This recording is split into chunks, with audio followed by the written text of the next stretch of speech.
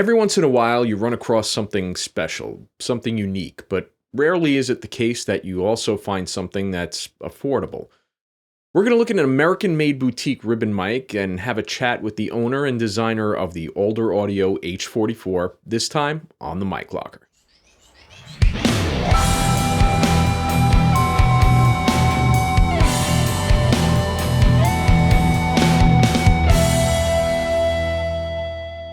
Most of the time we're talking about manufacturers that are so old the original founder is long deceased and the company is now a faceless name that's just recognized in the industry for better or worse. There are companies still standing with family that are still involved in the process, but other companies like Electro-Voice have passed from their original founders to being absorbed by some giant global conglomerate like Bosch. Well, we've looked at a handful of companies that are putting out high-quality products with their founders still at the helm, like Royer Labs, Peluso Labs, and Home. It's more rare to find one of these boutique companies that are pushing the boundaries of standard methods of producing these mics. As a change of pace, instead of listening to me drone on about the history of the company, what better way to get the story than from the founder himself? I was able to sit down with Tyler Campbell at Alder Audio to get the full scoop. Let's check that out now. First thing I wanted to ask you is, how did you get here? So what is the story that led up to you becoming a manufacturer of microphones? Sure. Where did this all come from? Yeah, so that story is like a long one. So I'll try to give you like the shortest version I can. Yeah. So, but I got to include something way back. So the reason is that, so when I was growing up, my dad had several businesses and I watched him take one when I was in 5th grade from the garage to, fully out to, they've got multiple employees now and my brother runs it and all that. And, so I just had that firsthand experience of like, you can make a niche American made product and, get it into the market in the right place. And this is viable, right? So like when I was growing up, I had that mentality. I wanted a strap for my guitar. My dad worked with leather. So like we went out and we made one and it looked, better than the ones at the store type of thing. So, I've always been, I kind of have that in my blood a little bit. I'm a tinkerer and all that. Same here. And okay. Yeah. But I've made many things, this year for a couple of years ago for my birthday. This shows how much my wife knows me. She bought me lessons from a luthier and I built an acoustic guitar. And so nice. Like from scratch, from wood, and I get into the physics of the wood because I love that stuff and all that. But awesome. Anyway, so that's who I am, and I'm just always doing that stuff.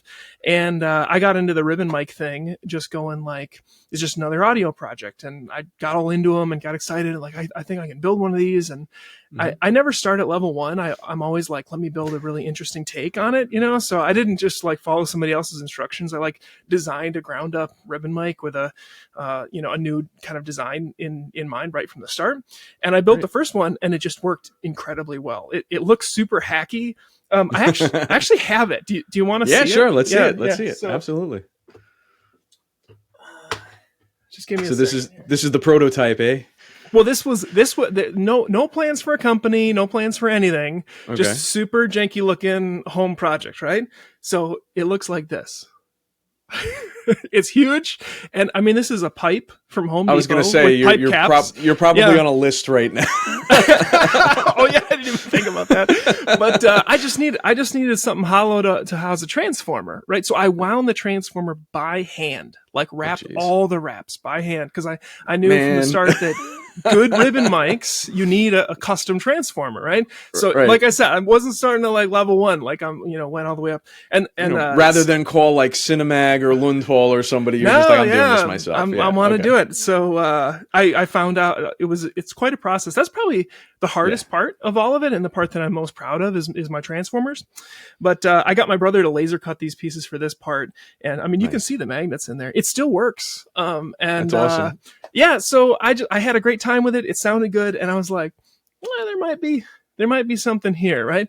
And so I don't think I've done this on the video before, but because you said you were going to ask about maybe the history a bit. Yeah, so absolutely. I thought, why not show it a bit, right? So yeah, no, absolutely. In fact, that's kind of what I do is take a dive into, where these products came from, who were the personalities, and the people that are behind it, because a lot of times nowadays, especially with all the stuff that we're getting from China and from, all sorts of other places, there's no connection to the product that you're using. I mean, like, back in the 30s and stuff, like, you knew who Shure was. It was a person, there were people behind Electro Voice. There were people behind RCA. And I think we kind of have lost that nowadays, and there's no more face to kind of put behind a product. It's just a corporation and a product, and you never really have any kind of interaction with, the mind that's behind the development of the product. I mean, going way back, I mean, obviously they had to come up with this stuff. I mean, when the first ribbon motor was invented, like, where did that come from? It's wild to me that somebody thought, oh, if we put a little piece of metal between two magnets, we can get a sound out of it. Yeah. So that kind of stuff is wild. And I think it's kind of sad in a way that we've lost that kind of connection there. And I'm really happy when I find a company like yours. I did a review with Home Microphones, which is another ribbon company out of Australia. Yeah, I've seen that. Yeah, he same kind of deal. He's a kind of like a one-man shop. He does everything himself, the whole nine, and I am the that machining. way as well. Yeah. And I love the fact that this is still happening, and I almost can't think of another industry where this could happen, in computing and things like that. You don't really have people that are going and, making circuit boards for a computer for the most part. I mean, there are some out there, for mods and things like that, but in audio, we still have a little bit of room that we can have this innovation and inventiveness and people trying to break the mold, so to speak. Yeah. And I think we're actually going to have more of it. Like, there's a kind of a resurgence of that kind of thing coming up because computerized manufacturing is getting affordable. So like, I did all this prototyping with a 3D printer, and those types of tools enable you to do a one-man shop, enable you to do things. And then you can, like what I do is I get, I drew the files and I get the bodies laser cut here in Michigan for me. And so you can, job shop some of the big stuff. And more and more people are doing that in audio, like the guitar world. There are more custom guitar makers now, and the guitars pedals. And pedals, yeah. But it's it's beautiful. It's awesome. Like, I love that whole world, and makers doing really interesting things because it's possible as a small entity these days because of all the tools. And so that's a good time. And I thought it was fun to just like show the progress. So I didn't just bring the one. Like, I did that, and then I started doing them in pipes. So this was just a copper pipe with a 3D that looks like cap. my first ribbon mic that I built. Oh, sure, yeah. But that's just like an XLR, like from a cable that I stuck in the bottom of it. I did the same exact thing. Oh, really? Okay, beautiful. And so like I made a couple of those, right? So I just started making these things, and then I had this drummer friend, and I was just bouncing them off of him, So I was just working a full-time job, doing this on the side, like just having a great time, just loving every bit of it. Sometimes you get so excited you can't sleep because it's just so fun. Like, I love this stuff, and it got to the point where I said, this is sounding good. It's moving along. And then I came up with the herringbone ribbon, which was something that came from the 3D printing world. And maybe we'll talk about that a bit. That's actually one of the things that I wanted to discuss. So we'll get to that. Yeah. And so I thought, like, I think this is patentable. And, I already had a connection to a patent attorney because my dad had run some stuff. So I ended up applying for that. I launched the company patent pending, but then that patent went through. So it's been a fully approved patent. But I said, this looks like it wants to be a thing in the world. I'm at a point in my life that we had some stability to kind of do something a little crazy. I've worked many industry jobs up into this point. So I've got like kind of random knowledge from all over the place. I'm a chemist by training, and I used to make batteries, experimental batteries. Then I made experimental,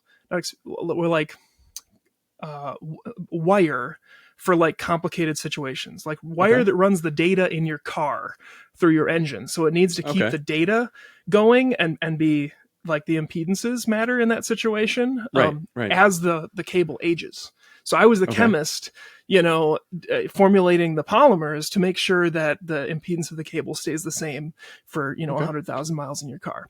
And Nice. and then I worked a different job in adhesives. So I've seen a lot of businesses. I've seen a lot of different things. I have an MBA that I got kind of in the process, and so I have this very wide girth of experience with this background in my family, having a home business. And then I started recording like in my bedroom at 16. So I'm a guitar player and a singer, and this has kind of been a lifelong, interest of mine. So Alder Audio is like, all of me kind of wrapped up into one entity. I can run it by myself because I have such a wide ranging set of interests. Yeah. So that actually brings us into the next thing I wanted to ask you about was the manufacturing process, because you have a very unique design for your microphones, and I'm going to put up, in the course of the video, I'm going to show like what that is.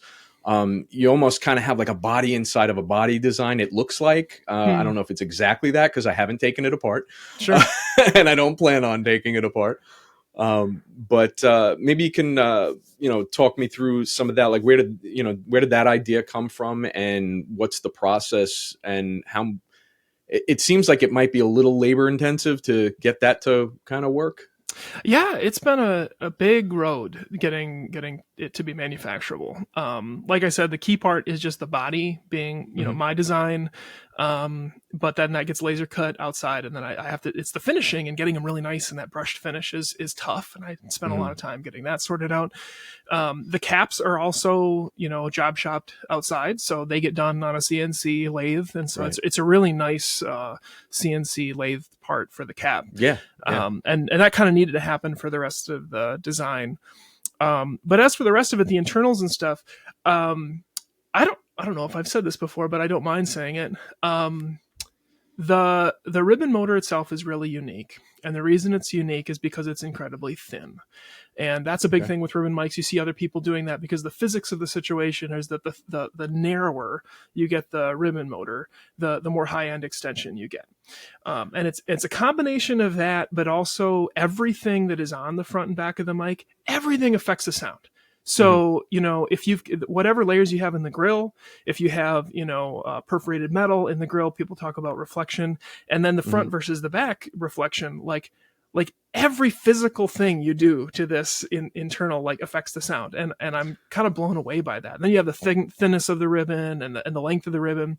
Right. And so, the housing inside, what's in there, there is actually a polycarbonate 3D printed part that's essential to the assembly that I do in-house.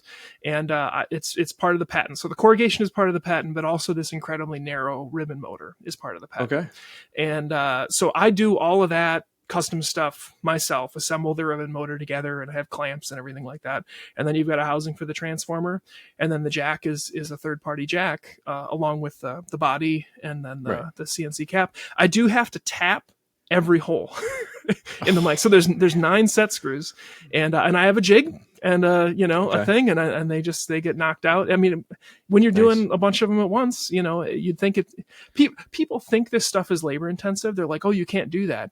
But it's like, I was vacuuming plastic parts in high school for my dad, one after another, and I knew, you get the idea. No, this is viable. Like you do it, you do a bunch at once, you get them done, you actually track your hours. It's doable. You get into you get into a rhythm of it, and it gets easier as you do it. And, the first one takes you forever, but like after you get into it, it's like, oh, okay, I got the that's actually another thing that I want to bring up. The high end on your ribbon mic is ridiculous. Okay. And this is going to be a two piece thing here, because it is one of the clearest ribbons I've used. And I have RCAs here. I've got Royers. I've got Reslow ribbons. I got that home ribbon, which is really good. AEA ribbon mics I have in here, and high end on your mic is like here and everybody else is here. I find that amazing, and I wanted to posit the question if your corrugation method kind of had anything to do with that. But what you brought up about the ribbon motor makes a lot of sense. And another thing I noticed, there are other manufacturers that are like, yeah, you know, the front sounds different than the back. Mm-hmm. If I take a Royer 121, I listen to the front, I listen to the back, there's a little difference. Mm-hmm. Your mic, the front and the back is night and day. Like there's a clear, distinct difference between the front and the back of the mic. And that's the first time that I've seen that degree of difference between the front and the back. It's almost like getting two mics in one. Because when you spin it around, you're getting a completely different flavor from the microphone than you had from the front. So I'm guessing that has to do, again, like what you just said about like how the ribbon is constructed or how the motor is constructed and, you know, what's in the way or what's not in the way from between the front and the back of the mic. Yep. If you want to talk about that corrugation a little bit too, because I saw a picture of it and I couldn't believe it. So go for it. Yeah. Well, there's a lot there, and I appreciate the feedback. I always appreciate getting to hear what people, what their experiences are with the mic, because I've heard some people say that they didn't think the front versus the back was that different. They're like, oh, it's not like night and day. And then you feel like it's night and day, right? I mean, I do very scientific tests. Sure. I use a robot to place the mic that puts it within a millimeter each time I place a mic. Yeah. So, you know, my consistency is very accurate. I do frequency sweep tests, you know, things like that, where I'm listening to truly, you know, apples to apples. If you're throwing a mic up like on a guitar cabinet and then you just kind of spin it around, but you're not paying attention to, I mean, a mic on a guitar cabinet, you're a guitar player, you probably know, you move it a centimeter this way and it's a completely different sound. So, you know, when you're talking about flipping the mic and listening to the front and back, you only really hear that if you're exact saying, okay, here it is, and perfectly turning it around, no motion, up, down, left, right. You can hear a clear difference. In fact, in the video, I'm going to be showing that because it is very, very apparent to me. Yeah. Yeah. So, and that's my take too. I think they're fairly different. And let me see. How do I think about it? Well, so one thing that I get interested in when you talk about running all those tests, you said you run frequency sweeps. Okay. Now, so my big thing with this microphone, and this is all in line with the comments over, you know, you say it's different than somebody else says it. It acts differently in different situations. Like that has been my experience.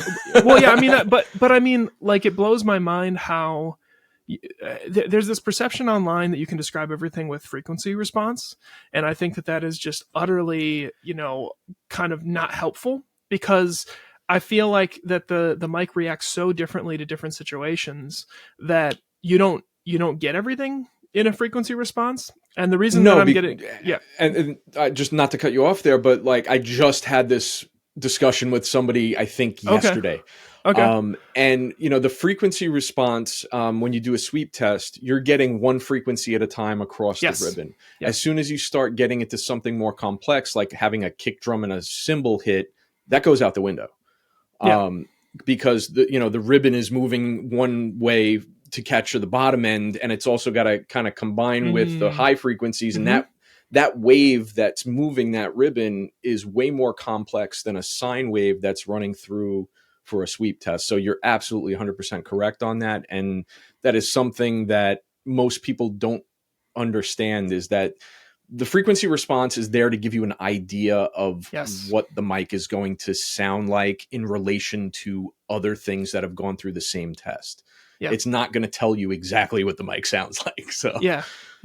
Well, and the reason I get in this is I get questions from people along this line. I'm sure they kind of ask me, like, you know, does it have this bump here? Does it sound like this here? And I keep on trying to say exactly what you just said. The frequency response gives you kind of like a basic general idea of the mic, but getting all the way back to the two sides in my standard frequency response setup, which is not as good as a proper big anechoic chamber, but I don't have that either. I mean, I'm comparing, you know, but everything is on the same rig, but you know, it's far from perfect. Yeah. But when you run a sweep on this in my setup, after smoothing and things that you do for, you know, if people don't know, every single mic response you've ever seen has been significantly smoothed. You know, that's got the industry standard.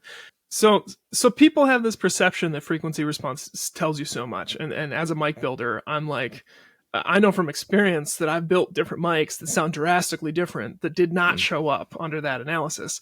And this mic in my setup doesn't look really any different front versus back in frequency responses. And so that's why I was interested that in your situation may have actually detected a measurable difference between the front and the back.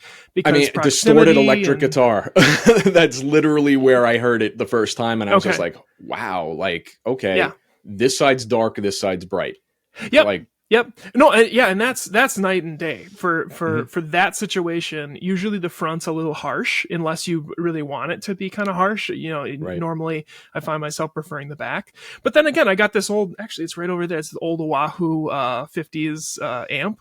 And it doesn't have a lot of top end, right? So I found I actually like the front better. But anyway, now I'm getting off track. No, but my point is, as far as what the mic sounds like in the front versus back, it just varies a ton. And so it's just really hard to answer people's questions when they want to know these very specific things or it's related to frequency response. Like, I think people that have been around a lot of mics a long time know you kind of get to know your mics. You kind of get to know what it sounds like where, and it might have an unexpected effect on a voice that isn't the same as on cymbals and stuff like that. And to me, that's the best way to get to know a mic rather than, like a detailed measurement analysis.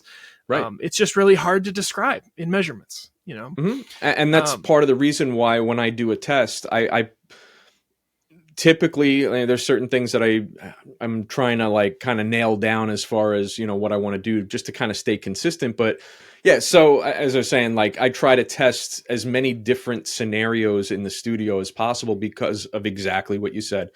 It's going to sound one way here and you move it over to a drum set and maybe it just doesn't work for it, or maybe it works even better, and every mic, totally different story in every different situation that you put it. So you said it perfectly.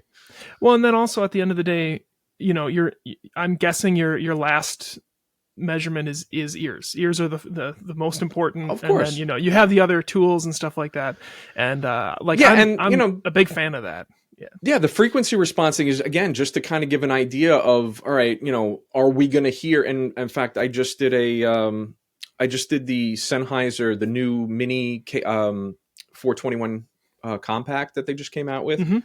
And I put it up. They're claiming frequency response says it's identical to the 421 2 that's been out for 20 years now. I put it on a guitar cabinet. Sounds completely different. There's this crazy dip, and we did see the dip in the frequency response, but that doesn't show up on the one from the manufacturer. So whatever smoothing that they're using isn't what I'm doing. So I tend to not use smoothing when I do the frequency response, just to kind of see all the ugly bumps and things. Because sometimes things do show up there that you don't get to see when things are smoothed out a little bit. But at the end of the day, the frequency response can say one thing. When you put it up on something, it could tell you something completely different. And that's something I think everybody needs to understand, and not try to make a purchase of a microphone based upon a chart, a graph, a set of numbers that some marketing team decided, hey, you know what, if we can just bump this up a little bit, this makes this, a little bit better than competition or whatever it is. And, it's all, Madison Avenue BS. So, there's kind of, that's like such a kind of like debated thing in audio where I feel like, people treat that differently. And I just personally am somebody who I really trust my ears. Like I would rather, go off of ears than anything else. And lately I've been like, I get fascinated with more than mics. I'm into all kinds of other stuff. And I've been listening to Rupert Neve. Rupert Neve is kind of like, his name has become trendy, but if you actually go and watch an old lecture of Rupert Neve actually giving, that guy is awesome. Have you done this? Are you smiling? I have, and there are some things I think he's great at. There are some things I think he was, I'm just going to say, foolish to open his mouth on.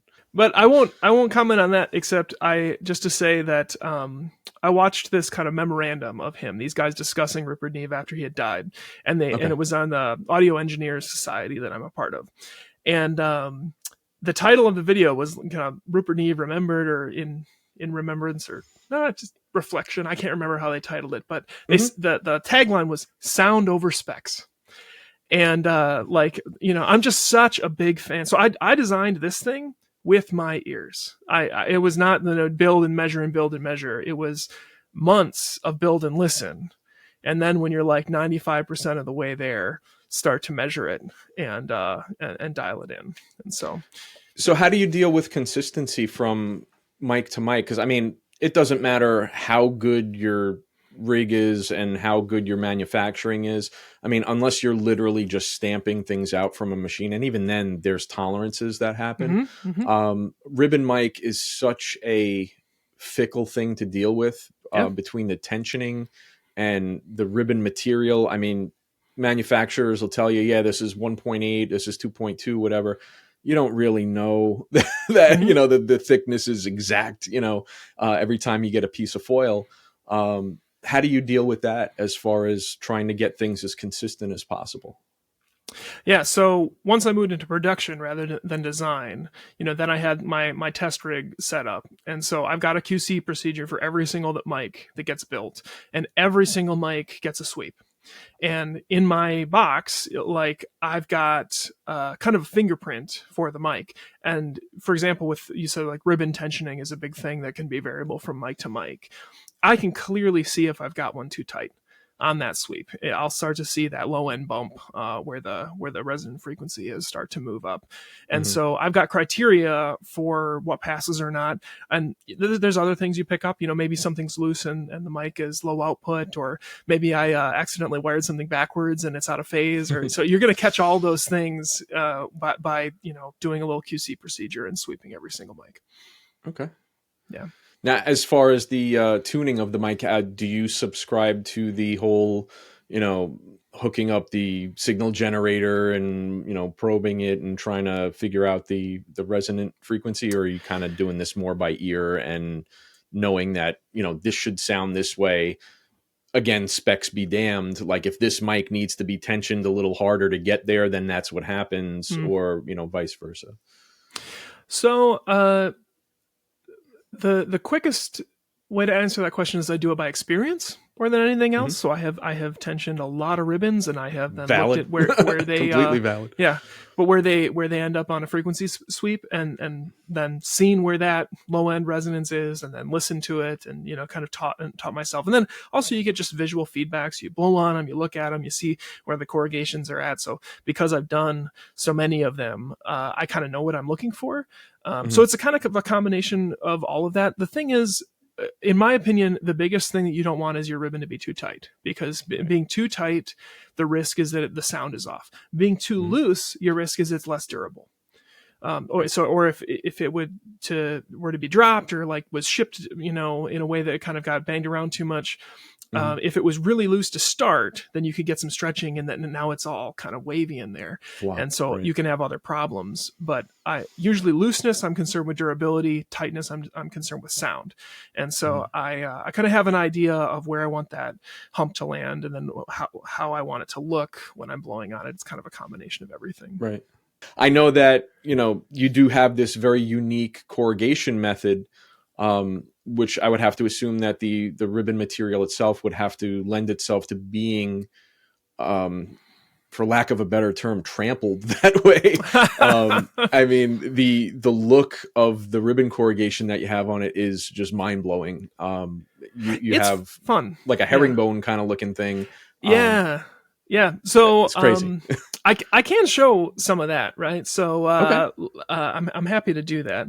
So the idea came from herringbone gears. So most ribbons are corrugated with a set of gears, and in 3D printing world, herringbone gears, which is this known thing, they're all over the place. If you're into 3D printing, you've probably seen them all over. Yep.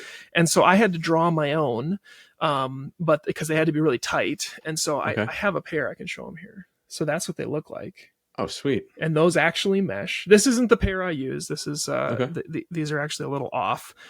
So I have them out because these I did the same thing. I 3D printed a couple of gears because I could not find gears that were thick enough or had the right number of teeth per inch kind of thing of what I wanted to get to. So yeah. And if you want to taper the edges like that, because then if you've got a little elephant's foot on your 3D print, then they won't get in the way. Yeah. But so anyway, that leads to the ribbon. I'm going to show you a ribbon here. So it ends up corrugating the ribbon like that. This one got a little stretched out. Crazy. But yeah, they turn out pretty good. And you notice how when I weigh this around, it kind of stays together. Like they're stiff. They're kind of stiffer. It's not like most of the time, like I corrugate a ribbon and, if I breathe the wrong way, it's going across the room kind of thing. Yeah. You almost have to experience that to understand how thin that aluminum is. Oh, it's very few people have had that experience, and it can disintegrate right in your fingers. Like, if you handle it too hard, for anybody that has never like seen or dealt with the material. And your breath is done like a thing. Yeah, I mean, I started wearing a mask when I'm, fixing or doing any repairs or anything on ribbon. Yeah.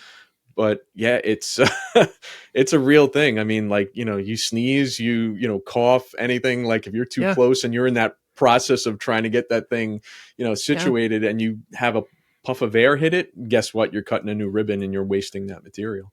Yeah. So. Yeah. So it's super sensitive. The way that I get away with the herringbone gears is I use the same process that a lot of people use, where you do have like a tissue paper above and below the ribbon. I can't do direct corrugation and still. I forget the name of the paper. It's like some kind of like acid paper or something. I forget what it's called.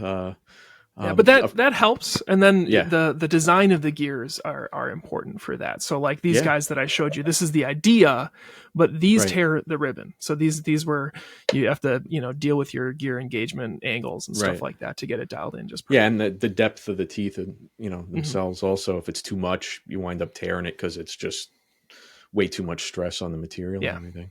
Oh, I was just going to say, I spent a lot of time working that out. And you talked about sound before. Mm-hmm. I thought I was going to get some sound benefit. I was at least get something to be unique. Right. And then I strung it up. No sound difference at all. My ear can't tell it. This frequency response can't tell. Everybody assumes because they're stiffer, they're going to sound different. But the sound is dominated by the mass and the resonant frequency. Right. And so it's kind of they sound exactly like a normal. You may still have an added benefit though, because as you do the corrugation, you kind of work hard in the material. And if it is more resistant to stretching out or breaking, you definitely have an advantage there. Oh, you get a definite durability advantage. So it's the sound isn't there, but the durability is way higher. Well, and it's because you have a bend in two axes at the same time. So if you could imagine those folds being in a piece of paper versus just an accordion folded piece of paper, the accordion folded one is really easy to undo. This one is you can't just undo it. Yeah, because you have to go in two different directions at once. And and I've done drop tests and all that. There's a definite durability advantage. Going back again for a second to the transformer situation. Mm-hmm. Now you mentioned that like your first transformer, you sat and you hand wound. Have you gotten a bobbin machine? Like, have you actually gotten a winding machine now, or are you still? Oh yeah. Them? Oh no. I hand wound the first 10. Okay. And when I say I hand wound them, these are not EI transformers. They're toroidal. So the middle is donut shaped. So you have to go around. Yes. Oh, man. Yeah. So I cut a strip off of a credit card and put a notch in each side and wound that as a bobbin. And then I passed it through the center of that donut several hundred times by hand. It took when I got by the 10th one, I could do it in about an hour and a half is what it took me to hand wind one of those. But which sounds crazy, but it was so satisfying. I mean, could you imagine just doing when it works, it's like, like I can't imagine, you get through all of that and all of a sudden it's like, it's shorted. Great. I just spent 2 hours doing this. But I did about 10 by hand, and then I was like, I need a toroid winder, and I didn't even know, what I needed. I knew that they existed, and that was a whole thing. But I ended up like finding a used gear reseller. They didn't even know what it was or how it worked, and I took a risk on buying a used one that I got a decent deal for, and then I had to figure it out, and it took some figuring to try to figure out just how it worked. I'm sure. I've seen one of those machines, and I still don't understand how it works. It's very crazy the way that they work. They're kind of a mechanical marvel, actually, a toroid winder. And so that's something that I'm very grateful that I have. Yeah. I gotta imagine it's somewhat like a sewing machine where like it has to pass the wire between two things that are kind of going over and under. And it sounds a lot like a sewing machine. Yeah. It's got a ring and it goes through the middle, and then it's got to slip off the ring just right for each wind. Yeah. That's wild. Yeah. Okay. The last thing that I wanted to talk to you about is, where do you see the company going? Are you thinking about new products? Do you want to just kind of focus on this product right now? I know you have there's 2 mics that you have, correct? Well, I've got 2 versions of the same mic. So it's the H44, and then there's basically the symmetrical version where I've taken out the differences. Yeah. Okay. So are you looking to, get into anything new, or you have anything on the drawing board that you care to share? If not, that's cool. But what are your plans for the future? Yeah, sure. No, I appreciate that. Well, first of all, I got a little note on the type of company I am. I feel like sometimes when people run across me, they have this feeling like, what is this? Because they're like, you don't run into companies like this all the time. So this company for me is a lot like a band, like kind of an indie band. Like, this is a passionate thing for me. It is not just a job thing for me. And from the beginning, I was like, how can I make the most like affordable US made really good ribbon microphone that I can? That gets me excited. So I was like, sell them direct, that adds a big benefit and stuff like that. But then to work all that out, there's always this like volume versus, you're not going to get a lot of volume if you ask to just be, if you're not selling through Sweetwater, you're not going to get a ton. But my goal has been to slowly build a reputation for something that's actually good.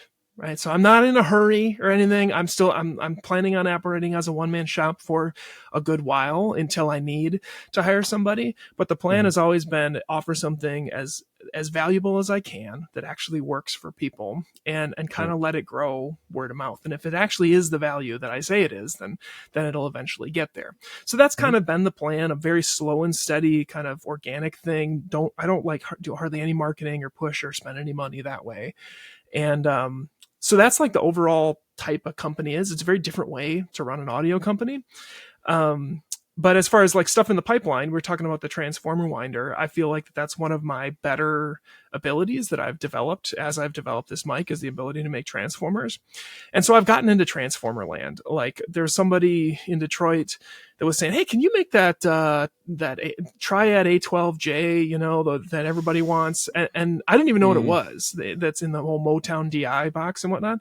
And I got into that whole world, learned a ton about transformers, learned a ton about DI boxes. And so I do have something coming down the line. It is nearly done, but I keep on getting delayed because coming out with new things, you get delayed. But it's going to happen. So I'm going to release a direct box that has a toroidal direct box transformer for a passive direct box. I think it's the only one that's ever been made, because toroidal I haven't seen, but you have to be nuts to try to make a toroidal direct box transformer, because the inductance has to be so sky high. But I did it. And so it's done, it's designed. I've actually got parts for it.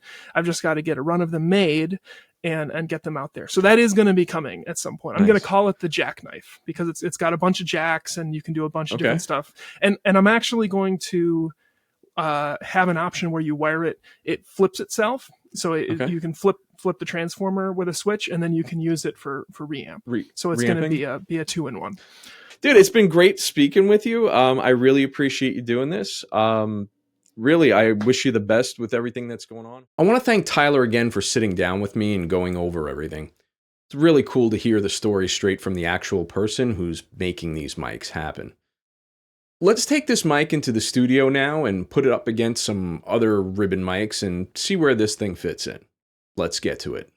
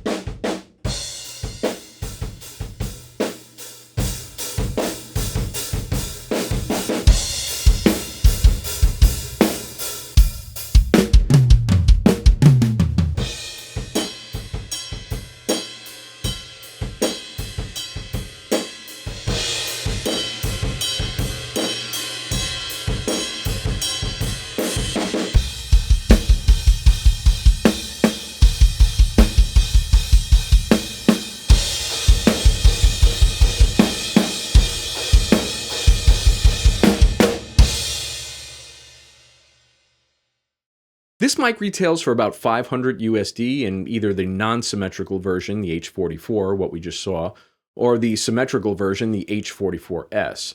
The difference being that with the non-symmetrical version, you get 2 different sounds out of the front and back. That's great if you're looking for a variety of sounds, though if you're looking to use this mic as part of a mid-side pair, you're going to want to go with the symmetrical version so that the 2 sides of your mic are sounding the same. After the tests in the studio, I have to say, this is one really detailed sounding ribbon mic. While it doesn't have the warmer roll-off that I look for on a ribbon, the tone is absolutely superb.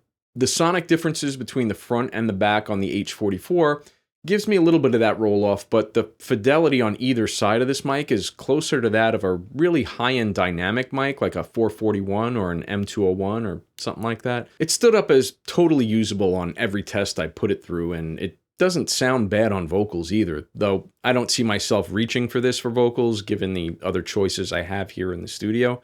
But if you're looking for a good workhorse and don't currently have over 150 mics laying around, I could see this mic delivering the goods.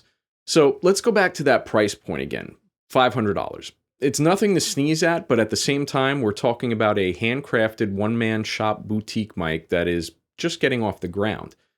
I could see this mic being one of those things that 20 years from now, people are kicking themselves over when the mic is selling for 3 times the price, which by all accounts, it has every right to be priced at.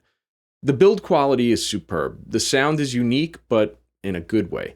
For someone looking to plunk down some hard-earned coin for one good ribbon mic, this is definitely one that deserves your attention. Usually supporting a boutique operation in the audio industry means paying a premium. I mean, like, look at all the boutique preamps out there and compressors that are selling for obscene amounts of money. The price on this is a bargain, in my opinion, which I rarely give on this channel. The only negative thing I have to say about this mic is you need to be careful handling the mic when putting it up. The cool cutout for the A on the front of the mic has some sharp edges that can poke you if you're, not careful and you run your hand down the front of it. Once it's placed, it's not an issue, but it's definitely something to look out for.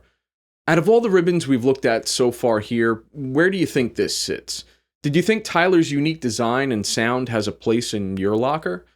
I've left a link to the Alder Audio website if you're interested in picking one or more of these mics up.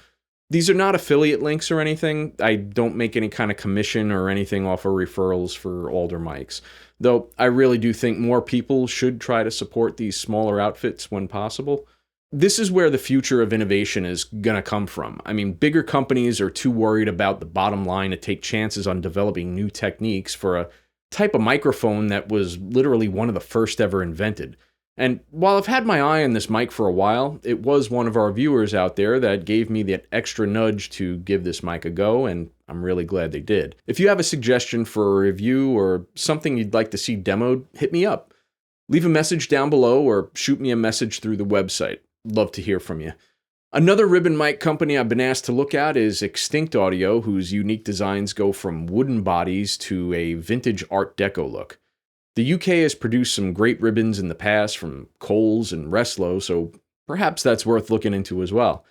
Too many mics, not enough time or money, but that's a me problem. If you'd like to help out the channel for free, please consider hitting those like and subscribe buttons. If you want to help out financially, consider becoming a member of the channel like Bark over at Obscure Mics did. Thank you again. I'm finally getting around to putting up some exclusive content for channel members only that are a little more experimental and DIY-ish, I guess you could say. Well, that's going to do it for this time. This is Pags, signing off.